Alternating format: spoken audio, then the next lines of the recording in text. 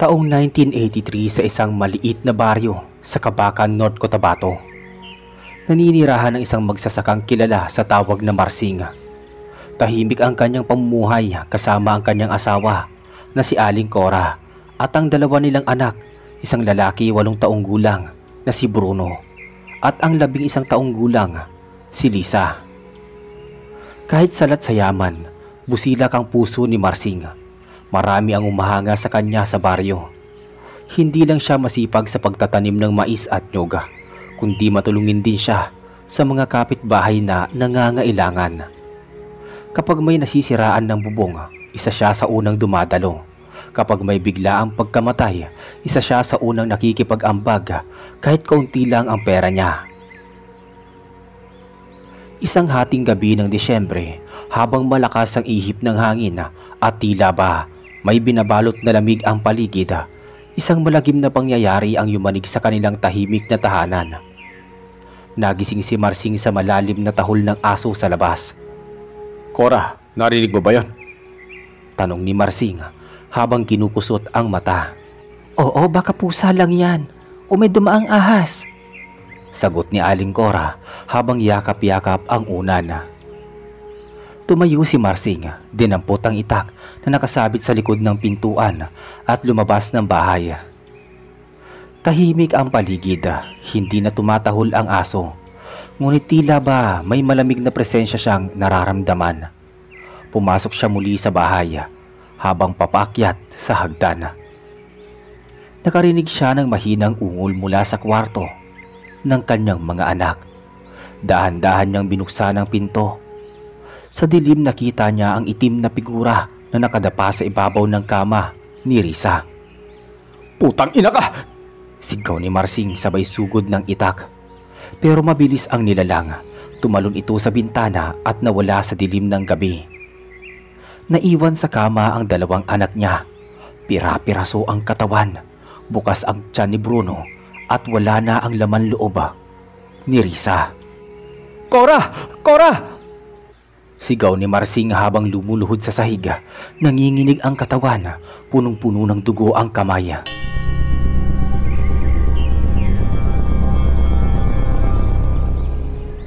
Nagdatingan ang mga kapitbahay. Ilang sandali pa, sumunod si Aling Cora.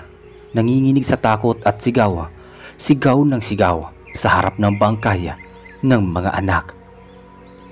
Lumipas ang ilang araw, hindi makapagsalita si Marsing. Para siyang nawalan ng kaluluwa. Hindi siya kumakain, hindi rin siya natutulog. Nakatitig lang siya sa kabaong ng kanyang mga anak habang pinaglalamayan sa kanilang bahay. Maya-maya, lumapit si Mang Anong, kilalang albularyo sa kabilang baryo. Marsing, matindi ang galit ng nilalang na yon. Hindi ito ordinaryong aswang. Isa ito sa matatanda na matagal nang nabubuhay. Gutom sa laman ng bata, sabi ni Mang Anong. Gusto ko siyang patayin kahit buhay ko pa ang kapalit.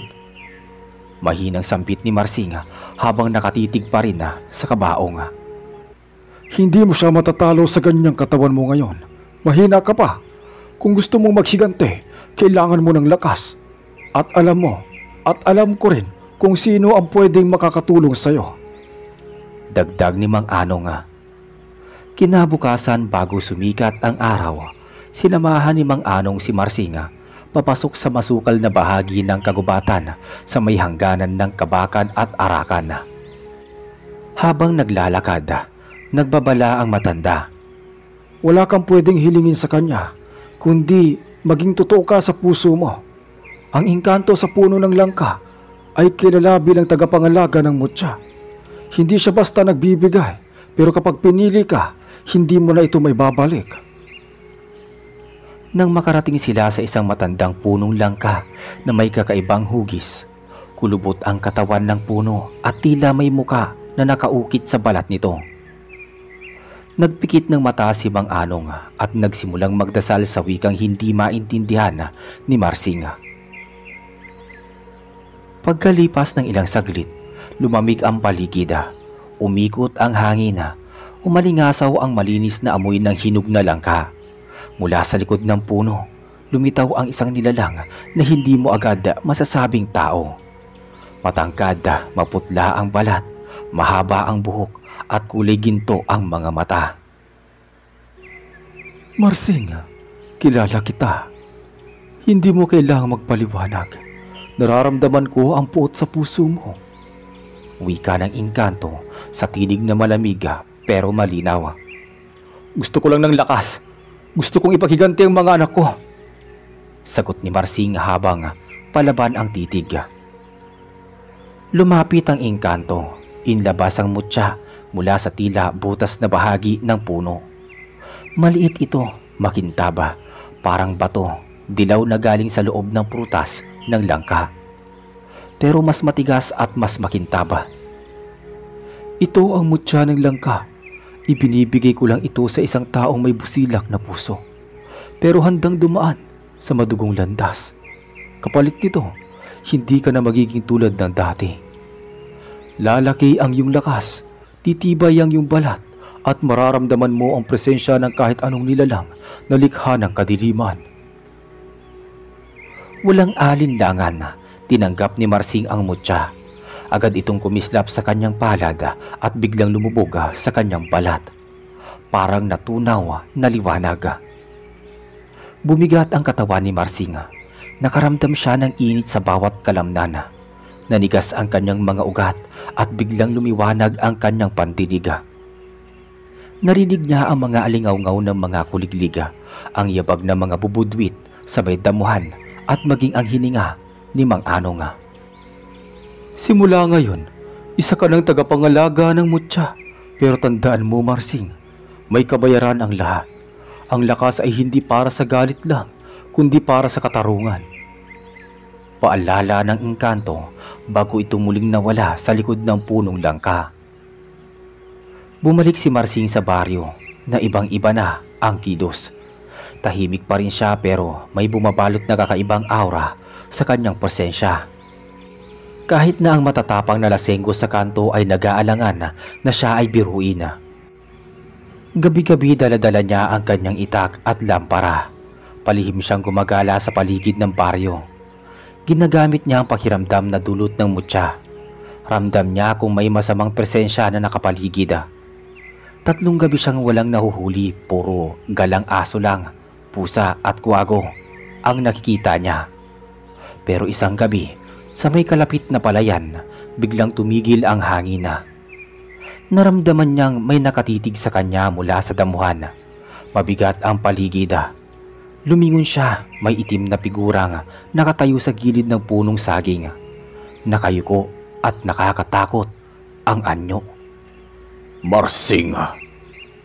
Isang malalim na tinig ang bumulong sa likod niya. Tumibok ng malakas ang dibdib ni Marsing habang nakatalikod sa pinanggagalingan ng boses. Kasabay ng malamig na ihip ng hangin, parang may gumapang na lamig sa kanyang batok. Dahan-dahan siyang lumingon, hawak ang itak at binuksan ang lampara. Sa liwanag ng ilaw, nakita niya ang itim na figura. May katawang parang tao pero ang balat ay magaspang. Mukhang hayop. May nakausling ngipin at pulang-pulang mga mata. Nakatitig ito sa kanya. At sa paligid nito'y tila may amoy na nabubulok na karne. Ikaw ba pumatay sa mga anak ko? Marin na tanong ni Marsing, galit ang bawat bigkas. Hindi sumagot ang nilalang, sa halip ay gumapang ito papalapit.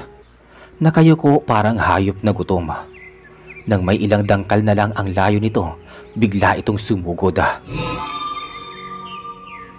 Mabilis ang galaw ni Marsing, parang hindi niya kontrolado ang sarili.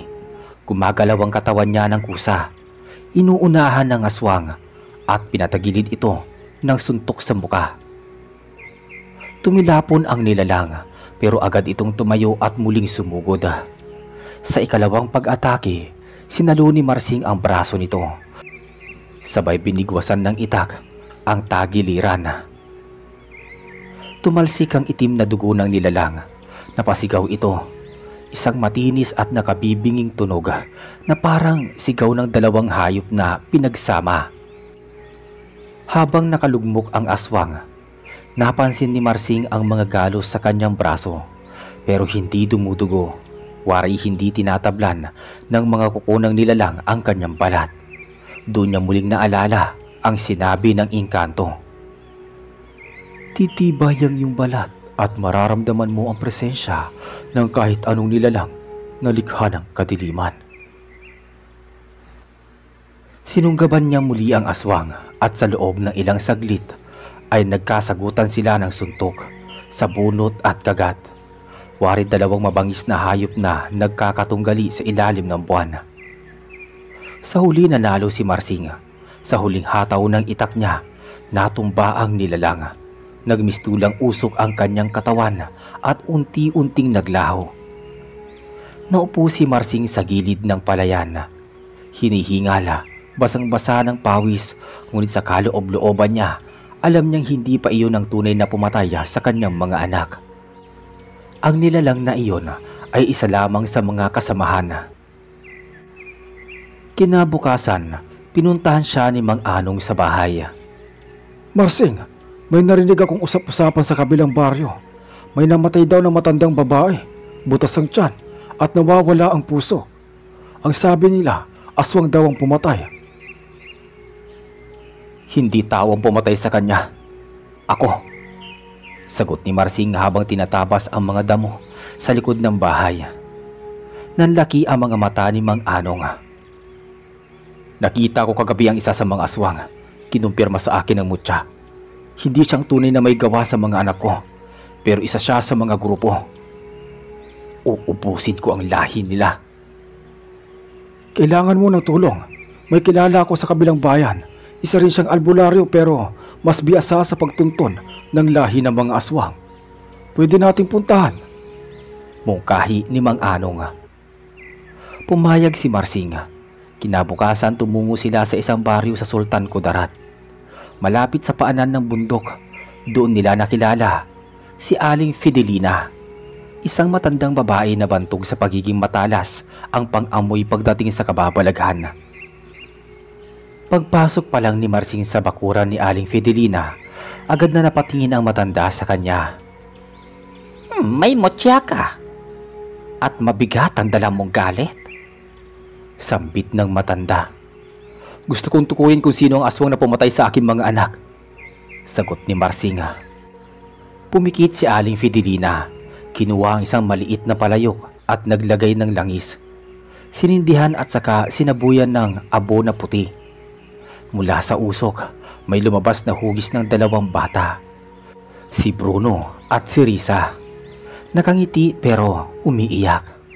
Sa tabi nila, isang babaeng may mahabang buhok, walang muka, nakasuot ng itim at may mahahabang kuko. Iyan ang tunay na salarin.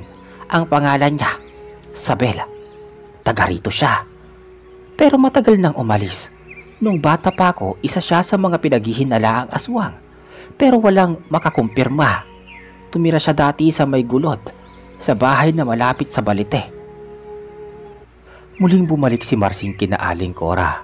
Habang nakaupo sa harap ng kanilang bahay, napansin niyang matagal nang wala si Sabela. Ang matandang kilala sa kanilang baryo na halos walang kinakausap. Noon pa raw ito umalis. Lumipas ang ilang araw, nagsimula si Marsing na magtanong-tanong. Nabalitaan niyang namataan daw si Aling Sabela sa isang liblib na lugar sa may Sampaw. Agad siyang tumungo roon, dala ang itak, ang lampara at ang mutya sa kanyang dibdib na kalaunay lumulubog pag may kalaban siya. Sa kanyang pagdating sa baryong yon na halos gabi na, tahimik ang lugar, iilan lang ang bahay. May nagsabi sa kanya ng eksaktong lokasyon ng bahay ni Aling Sabela. Nasa likod ng abandonadong yugana, may lumang kubong halos sira na. Habang palapit siya sa kubo, nanlalamig ang hangin. Ramdam niyang may presensyang nakabantay. Marsing, matagal na kitang hinihintay. Bulong ng boses mula sa likod ng mga kawayan. Lumingon siya. Mula sa dilim, lumitaw si Aling Sabela. Ngayon ay hindi na siya mukhang matanda. Ang kanyang balat ay makintaba, halos parang balat ng ahas. Ang kanyang mga mata ay kulay pula at ang kanyang bibig ay may mga matutulis na ngipin. Bakit? Bakit mo kinain ang mga anak ko? Sigaw ni Marsing habang tumitindi ang tibok ng dibdib. Masarap ang laman ng mga inosenteng bata, Marsing. At minsan lang sila dumaan sa lugar ko. Kasalanan nilang hindi sila marunong umiwas. Sagot ni Aling Sabela, sabay tawa. Hindi sila dapat mamatay. Sigaw ni Marsing at agad siyang sumugod. Sumiklab ang laban. Si Aling Sabel ay hindi basta matanda. Isa siyang matandang lahi ng aswang. Malakas, mabilis at may kakayahang maglaho sa dilim. Pero hindi na siya pinanghinaan ng loob. Sa bawat pag-atake ni Isabela, natatablan siya ng mutya. Ang kanyang balat ay hindi tinatagusan ng kuko o pangil ng halimaw. Nang dumating ang tamang pagkakataon, sinunggaban ni Marsing ang buhok ni Aling Sabela. Pinilipit at saka sinaksak sa dibdib gamit ang itak na pinagpala ng mutya. Para kay Bruno at Risa! Sigaw niya. Nagliyab ang katawan ni Aling Sabela. Sumisigaw ng matinis at unti-unting nagkadurog-durog hanggang sa maging abo. Pagkatapos ng engkwentro, naupo si Marsing sa lupa. Tahimik, tumutulo ang kanyang luha. Sa puso niya, alam niyang nakamit na niya ang hustisya para sa kanyang mga anak. Pagbalik ni Marsing mula sa Sampaw, dala ang abo ng aswang na si Isabela sa isang basyong bayong na hinabi mula sa abaka. Tahimik lamang siya habang tinatanaw ang mga bundok na natatabunan ng makakapal na ulap. Sa bawat yapag niya pauwi, para bang nababawasan ang bigat sa kanyang dibdib. Ngunit hindi pa rin maalis sa kanyang puso ang pangungulila kina Bruno at Risa. Pagdating sa bahay, sinalubong siya ng kanyang asawa na si Aling Cora. Halata sa mukha nito ang pagod at lungkot, pero nariyan din ang katahimikan ng pagtanggap. Ni yakap, ni salita, walang namagitan sa kanilang dalawa. Umupo si Marsing sa gilid ng bangko sa ilalim ng punong mangga sa bakuran. Nagapi ko na ang may sala. Maikling sambit ni Marsing. Tumango si Aling Cora. Lumapit siya at dahan-dahang iniabot ang basyong bayong. Hawak ang abo ng halimaw na pumatay sa kanilang mga anak. Ibinaon nila iyon sa lupa sa likod ng bahay. Walang dasal, walang seremonya. Puno lang ng katahimikan at galit at pagmamahal para sa batang kinitila ang buhay. Makalipas ang ilang araw, unti-unting bumalik si Marsing sa pagtatanim. Bitbit pa rin niya araw-araw ang mutya na lumilitaw na naman sa kanyang katawan pag walang panganib. Inilagay niya sa loob ng isang maliit na pendant iyon at isinabit sa kwintas at laging nakasukbit sa kanyang leeg. Ngunit sa bawat pagbalik sa dating gawi, hindi na siya pareho sa dati. Mas matalas na ang kanyang pandinig. Kahit ang yabag ng daga sa pagitan ng mga tuyong dahon ay kanyang naririnig.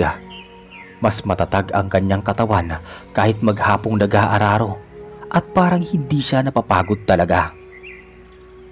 Isang gabi habang siya'y nasa dulo ng palayan at nagsusunog ng tuyong damo, may naramdaman siyang mabigat na presensya sa likod niya. Hindi pa siya nakakalingon, alam niya na hindi iyon tao. Kung isa ka sa kanila, lumapit ka. Bulong ni Marsing habang hawak ang itak sa kanyang kamay. Mula sa gilid ng puno ng santola, lumitaw ang isang itim na figura. Ngunit sa pagkakataong yun, hindi ito kagaya ng mga nauna. Payapa itong nakatayo, walang galaw, at tila hindi nagtatangkang umatake. Hindi ako kalaban. Isa akong alagad ng engkanto. Ipinadala ko upang ipagbigay alam sa'yo ang sumpa na nakatali sa mutya. Nananatiling tahimik si Marsing. Pinipigilan niya ang kanyang sarili na lumingon ng bahagya na sapat para matanaw ang nilalang. Ang bawat mutya ay may hangganan. Ang lakas na taglay mo ay hindi pa ang habang buhay. Kung patuloy mong gagamitin sa paghihiganti, kakainin ka nito. Darating ang panahon na ang puso mo ay magiging malabig gaya ng mga halimaw na iyong pinaslang. Wika ng nilalang. Hindi ako naghihiganti. Pinaglalaban ko lang ang mga anak ko. Mariing sagot ni Marsinga. Ngunit nasaan na sila? Patay na sila. Ang galit mo ay yung pasan-pasan lamang, hindi sa kanila. Lumapit ang figura at sa unang pagkakataon malinaw niyang nakita ang itsura nito. Mukha itong matanda, maputla, may mahabang buhok at ang mga matay kulay kahela na tila nagliliyab. Pinili ka ng engkanto hindi para maging katulad ng halimaw, kundi para maging balansihin ang madilim at liwanag. Kung nais mo manatili sa liwanag, ilaan mo ang lakas mo sa tama. Wika ng engkanto. Biglang nawala ang figura kasabay ng pagtila ng hangin. Naiwang mag-isa si Marsing, hawak pa rin ang itak at muli ay naramdaman niyang bumigat ang kanyang dibdib. Nabukasan, dumalaw si Risa. Hindi ito yung kanyang anak, kundi kapangalan ng kanyang anak. Isang batang kapitbahay na madalas niyang pinapasalubungan noon ng kamote at pinya. May dala itong sako ng nyoga mula sa bukid. Tatay Marsing, may narinig po akong sigaw kagabi sa likod ng bahay namin. Parang umiiyak na matanda. Sabi ni inay, baka multo lang daw. Pero natatakot kami. Kwento ni Risa habang ibinababa ang sako. Nagkatinginan sina Marsing at Aling Cora. Saan banda yan, Risa? Tanong ni Aling Cora. Sa likod po ng bahay namin sa tabi ng sagingan. Sagot ni Risa. Nagpasya si Marsing na silipin ang lugar pagsapit ng gabi. Habang papalapit siya sa tinutukoy ni Risa, muli niyang naramdaman ang bigat ng presensya. Hindi ito aswang pero kakaiba. Parang nawawala sa ulirat ang paligid. Sa liwanag ng buwan nakita niya ang isang matandang babae. Nakaupo sa ilalim ng saging, umiiyak. Apo ko, ibalik niyo siya. Paulit-ulit nitong sambit. Hindi ito halimaw, isa lamang itong matandang nawawala ang isip. Lumapit si Marsing. Inay, ano pong pangalan niyo? Lumingon ang matanda at tumitig sa kanya. Ako nga pala si Pilar. Si Isabel, apo ko. Nasaan siya? Nang marinig ni Marsing ang pangalang iyon, biglang tumigil ang kanyang paghinga. Ito ang lola ni Isabel, ang aswang na pinaslang niya sa sampaw. Teka, si Isabel po ba? Sagot ni Marsing habang lumulunok ng bigat. Umiyak si Aling Cora. Sana hindi mo siya pinabayaan. Bata pa lang siya, kinukutsa na siya sa amin. Tinatawag na anak ng demonyo. Wala siyang naging kaibigan. Ako lang ang kasama niya sa bahay. Araw-araw akong nagdarasal para mawala yung sumpa sa kanya. Pero hindi ko siya kinaya. Wika ni Aling Pilar. Muling bumalik si Marsing sa kanyang bahay na parang may panibagong tanikala sa dibdib. Hindi niya inaasahan na sa likod ng halimaw na kanyang pinaslang ay may kwento rin ng sakit, pag-iisa at pagtitiis. Kinabukasan isinama niya si Mang Anong upang tulungan si Aling Pilar. Inilipat nila ito sa bahay ni Marsing upang maalagaan. Tumutulong si Risa sa pag-aalaga habang si Aling Cora ay nagluluto ng mainit na sabaw para dito. Sa mga sumunod na linggo, naging mas tahimik ang buhay sa baryo.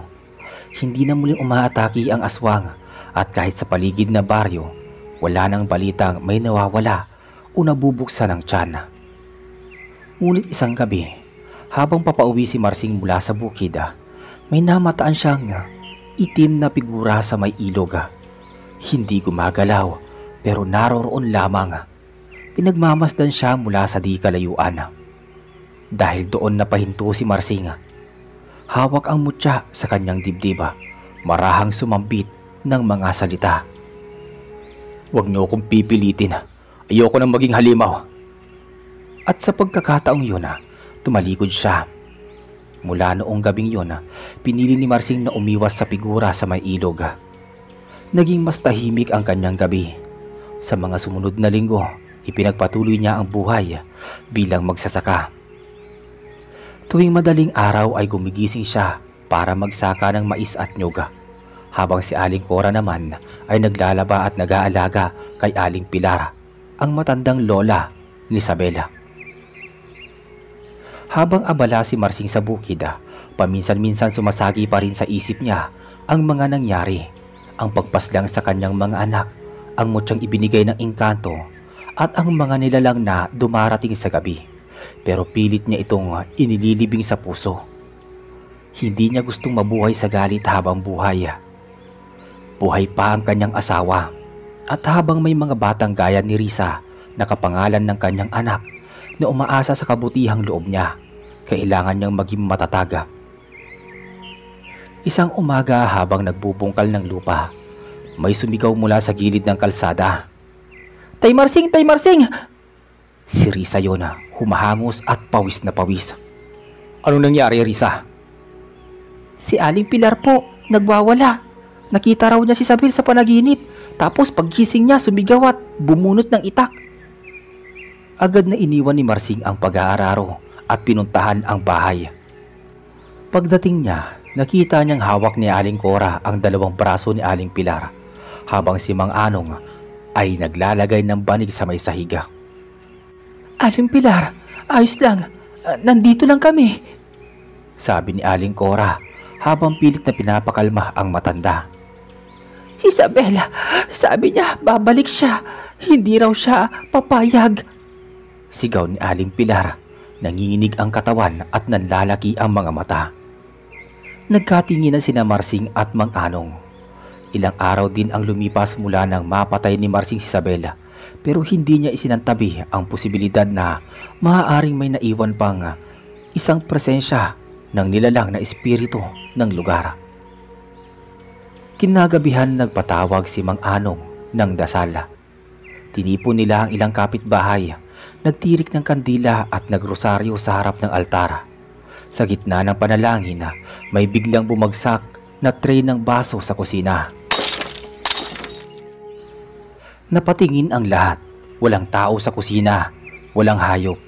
Pero ang pagkakabagsak ng tray ng baso parang sinadya. Dahil doon, tumigil ang dasala. Tumayo si Mang Anong. Kinabukasan, sumama si Marsing kay Mang Anong sa liblib na bahagi ng gubat. Doon sila naghanap ng puntod ng pamilya ni Isabela. Ayon kay Aling Pilar, may matandang hukay sa ilalim ng punong balite sa may hangganan ng baryo, kung saan inilibing ang ama at ina ni Isabela, kapwa pinaghihinala ang mga aswang noon. Habang papalapit sila sa lugar, biglang bumibigat ang hangin. Amoy lupa, amoy pataya. "Ito na yon," sambit ni Mang Anong habang humuhukay gamit ang itak. Pagkatapos ng ilang minutong paghuhukay, lumitaw ang buto ng isang bungo. Tapos, may mga butong halatang hindi nailibing ng maayos sa tabi nito. May nakasuksok na balat ng uwak at tuyong palad ng bata. "Nandito ang ugat ng kadiliman. Kailangan nating tapusin ito, Marsing, bago pa may mahawa o masaniban," wika ni Mang Anong. Nagdasal si Mang Anong sa wikang matanda na hindi maintindihan ni Marsing. Kumuha siya ng itim na asin, sinabuyan ang hukay, tapos sinunog ang mga labi gamit ang langis na may halong durog na mutya. Habang nasusunog ang hukay, biglang umikot ang hangin. Umalingaw-ngaw ang iyak ng babae mula sa kawalan. "Wala kayong karapatan!" Tumindig ang balahibo ni Marsing. Parang naramdaman niyang si Isabel mismo ang sumigaw. Pero wala siyang nakikitang figura. Nang matapos ang ritual, bumalik sila sa baryo. Mula noon, hindi na nagwala si Aling Pilar. Muling bumalik ang katahimikan sa kanilang paligid. Makalipas ang 3 buwan, nagsimulang tumubo ang mga pananim ni Marsing ng higit sa dati. Ang mga bunga ng nyug ay malalaki at ang mga mais ay matataba. Maraming kapitbahay ang lumapit at nagtaka kung anong abono ang ginamit niya. Ngunit hindi niya sinabi ang totoo. Alam niyang hindi pataba ang dahilan kung bakit nagkaganoon ang kanyang mga pananim. kundi ang mutya na ibinigay ng engkanto. Sa kabila ng lahat, pinili niyang tumahimik. Tumahimik na mamuhay, malayo sa gulo, pero laging handa kung sakaling may muling kumitila sa katahimikan ng baryo. Isang gabi habang binabantayan niya ang mga alagang manok sa likod ng bahay, may narinig siyang yabag sa damuhan. Hindi siya tumayo. Hinayaan niyang gumalaw ang paligid at pinakiramdaman ang bawat tunog. "Marsing!" Isang boses ng lalaki ang narinig niya. Tumayo siya, kinuha ang lampara at tinutok sa direksyon ng boses. Mula sa dilim, lumitaw ang isang matangkad na lalaki. May balbas, nakasuot ng kulay abo at may hawak na bastona. Ako nga pala si Elias, tagapagbantay ng kagubatan sa may bayang kabila. Narinig ko ang nangyari sa'yo. Maraming salamat at isa ka sa naging haligi sa paglaban sa mga kadiliman. Hindi sumagot si Marsing. Tumangulang siya. Baka kailangan ka namin sa taktang panahon. Hindi lang sa baryong ito lumalaganap ang mga nilalang ng dilim. Unti-unti silang gumigising sa mga bundok, sa mga kuweba, sa mga latian. Kapag kailangan nyo ako, hanapin nyo lang ako dito. Hindi ko ibabasura ang lakas na ito kung may mabuting dahilan. Sagot ni Marsing. Muling tumalikod si Elias at nawala sa dilim ng gabi. Naiwan si Marsing, tahimik, hawak pa rin ang mutya sa kanyang dibdib. Ang kanyang buhay ay muling bumalik sa dati, pero may panibagong layunin. Isa na siyang tagapangalaga, hindi lang ng kanyang pamilya, kundi ng buong baryo. Tahimik siya nananatili sa kanyang lupaina, pero gising ang kanyang pandama. Matibay ang kanyang balat at malalim ang kanyang diwa.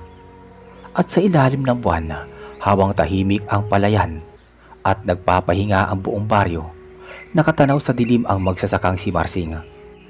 Handa sa anumang panganib at kung anumang muling umusbong mula sa kampon ng kadiliman. Lumipas ang mga araw at bumalik sa normal ang takbo ng buhay ni Marsing. Sa baryo Kabakan, patuloy ang kanyang pag-aararo, pag-aani ng mais at paminsan-minsay, pangangahoy sa gubat tuwing tanghali. Tahimik na ang gabi at wala ng ulat na nawawalang mga hayop o batang bigla na lamang hindi umuwi. Sa kabila nito, hindi pa rin niya inaalis ang mutya ng langka na nakasabit sa kanyang leeg. Tuwing nahahawakan niya ito, umabalik sa alaala niya ang sigaw ni Risa, ang huling iyak ni Bruno, at ang gabing pinilit niyang ilibing sa katahimikan ang matinding galit sa puso. Isang hapon nagpapahinga si Marsing sa lilim ng punong mangga sa likod ng kanyang bahay. Lumapit ang kanyang asawa na si Aling Cora at may dalang tinimplang kape. "Hindi ka pa rin ba nakakatulog na maayos, ano?" Minsan lang. May mga tunog kasi na parang hindi galing sa hayop eh. Baka paranoia lang. Pero ayoko nang ulitin ang nangyari noon. Sagot ni Marsing habang tinititigan ang kulay kayumangging kape. "Hindi mo kasalanan ang nangyari. Ginawa mo na ang lahat," sabi ng kanyang asawa. Hindi sumagot si Marsing. Sa halip tumayo siya at tumingin sa direksyon ng gubat sa may paanan ng bundok. Kinabukasan, dumaan si Mang Anong sa bahay nila. May bitbit itong sako ng tuyong dahon ng sambong at ilang pirasong uling. "Marsing, may dumating na sulat galing sa katabing baryo sa Arakan. May nagpadala sa akin. 3 bata raw ang nawala. At ang isa nakita sa ilog, wala ng laman ng tiyan. Pareho ng ginawa kay Bruno at Risa." Hindi na kumibo si Marsing. Tumayo siya, pinunasan ng pawis sa leeg at agad na kumuha ng itak. Isinuot ang kwintas na may mutya at sinabit sa ilalim ng suot na kamiseta. "Saan ang Arakan?" "Sa Sitio Balite, malapit sa Sapa. Di kalayuan sa hangganan ng gubat ng Limanon." Agad silang naglakad ni Mang Anong patungo sa Sitio Balite. Madilim ang langit kahit hapon pa lang. Pagdating nila sa lugar, sinalubong sila ng ilang residente. Isa sa kanila, si Ka Efren, ang tanod sa lugar. Mang Anong, si Marsing ba yan? Tumango si Mang Anong. Mabuti dumating kayo. Takot na takot ang mga tao dito. Pati alagang manok at baboy nawawala na rin. Tapos yung batang si Dodong, nakita sa may sapa, nakalublob. Gutay-gutay ang tiyan. Parang nilapa ng hayop pero walang yapak at kagat sa paligid. Lumapit si Marsing sa may gilid ng ilog. Doon niya nakita ang puting batuhan na kung saan daw nagtagpuan ang mga bata. Tumahimik siya at marahang ipinikit ang mga mata. Naramdaman niya kaagad ang biglaang pagbigat ng hangin. May malamig na ihip ng hangin na parang nanggagaling sa ilalim ng lupa. Biglang tumindig ang balahibo niya. Nandito siya. Hindi lang isa. May kasama pa. Bulong ni Marsing. Sino naman? Tanong ni Ka Efren. Aswang. Baka mas matanda pa sa mga nauna kong napatay. Bumalik sila kina Ka Efren at pinulong ang mga matatandang taga-baryo. Nang malaman ng ilan na dumating si Marsing, tila may gumaan sa loob ng mga tao. Ang iba'y nagbigay ng itak, asin at mga tuyong dahon para gamitin sa gabing pagbabantay. Pagsapit ng hating gabi, nagsimula ang paglibot ni Marsing sa paligid. Bitbit niya ang lampara sa kaliwa, itak sa kanan, at mutya sa dibdib niya. Bawat hakbang sa damuhan ay tila humahaplos sa kanyang pandama. Sa may likuran ng sapa, may narinig siyang pagaspas ng mga dahon. Dahan-dahan siyang lumapit sa ilalim ng punong bakawan. May itim na figurang nakayuko. May kinakain ito. Nang liwanagan niya ng lampara, tumambad sa kanyang isang hayop na gutay-gutay habang ang nilalang ay sinisipsip ang laman loob nito. Tarantado ka! Sigaw ni Marsing sabay hataw ng itak. Pero mabilis ang naturang nilalang. Tumalon ito at lumipad palayo. Hindi pa man natatamaan ay nakaambang ng lumipad. May maikling buntot ito at ang anyo ay kalahating tao, kalahating hayop. May balahibo ang katawan at singhaba ng uwak ang mga kuko. Huwag kang tatakas! Sumugod si Marsing sa direksyon ng nilalang. Inilabas niya ang mutya at itinutok sa dilim. Bigla siyang nakaramdam ng parang alon ng init. Parang sinasabi sa kanya ng mutya kung saan naroroon ang halimaw. Nakita niya ito sa taas ng punong akasya, nakadungaw at nakangisi. Ikaw na naman, Marsing. Wika ng halimaw, paus ang boses. Lumalawak na ang impluwensya mo sa mga kagaya ko. Di mo ba naisip? Dati-rati magsasaka ka lang. Dahil sa inyo, wala na ang mga anak ko. Hindi ako titigil hanggat may mga kagaya ninyong pumapatay ng mga walang awa. Subukan mo. Nagkaharap sila sa gitna ng damuhan. Sa unang salpukan ng itak at kuko, lumipad ang mga damo sa paligid. Mabilis at mabangis ang nilalang. Napunit ang bahagi ng damit ni Marsing, pero hindi gumalos ang kuko sa bawat balat niya. Ang mutya ay tila may proteksyong bumabalot sa kanyang katawan.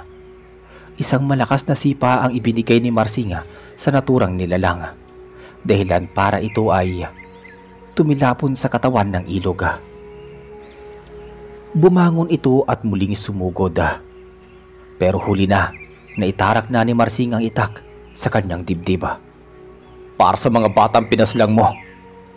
Umiyak ang nilalang sa matinis na tunog habang unti-unting natunaw ang katawan nito sa malamig na tubig sapa. Kinabukasan, bumalik si Marsing sa baryo. Sinalubong siya ng mga tao. Nagtatanong kung tapos na ba ang panganib sa kabila. Hindi na yung babalik, sagot ni Marsing. Muling bumalik si Marsing sa kabakan kinagabihan. Tahimik ang gabi at sa unang pagkakataon, naramdaman niya ang hangin na hindi mabigat, hindi tulad ng dati. Nag-umpisa siyang magtanim ng panibagong puno ng langka sa gilid ng kanilang bakuran. Inaalay niya kina Bruno at Risa bilang alaala ng mga anak na hindi na muling makakabalik. Sa pagdaan ng mga buwan na, naging mas kilala si Marsing sa mga karatig baryo. Ang mga tayo humihingi sa kanya ng tulong kapag may mga kasong misteryosong pagkawala o patayan sa mga hayop. Pero sa puso ni Marsing, hindi siya ang bayani. Isa lang siyang ama na nawalan ng anak at piniling bumangon para hindi na iyon danasin pa ng iba. Sa ilalim ng buwan na habang pinapakiramdaman niya ang paligid ng kanilang taniman, hawak pa rin niya ang mutya ng langka, hindi bilang armas kundi paalala ng kanyang panata. Lumipas pa ang mga panahon at nanatiling tahimik ang baryo ng Kabakan. Patuloy sa pagsasaka si Marsing at tahimik na kasama si Cora, habang si Aling Pilar ay inaalagaan pa rin sa gilid ng likod ng bahay. Si Risa na ngayon ay dalagang lubos na ay tumutulong na rin sa pag-aalaga sa mga tanim, lalo na sa punong langka na itinanim ni Marsing bilang alaala kina Bruno at Risa. Minsan sa gabi, naupo si Marsing sa bangkito sa ilalim ng punong iyon. Pinagmamasdan niya ang mga bituin, tila may kinakausap sa hangin. Bruno, Risa, sana masaya kayo dyan kung nasan man kayo ang mga anak. Habang hawak-hawak niya ang mutya, nararamdaman pa rin niya ang init nito. Hudyat na hindi pa tapos ang tungkulin niya, subalit batid niyang hindi na tulad noon ang layunin niya. Hindi na paghihiganti, kundi ngayon pagpoprotekta.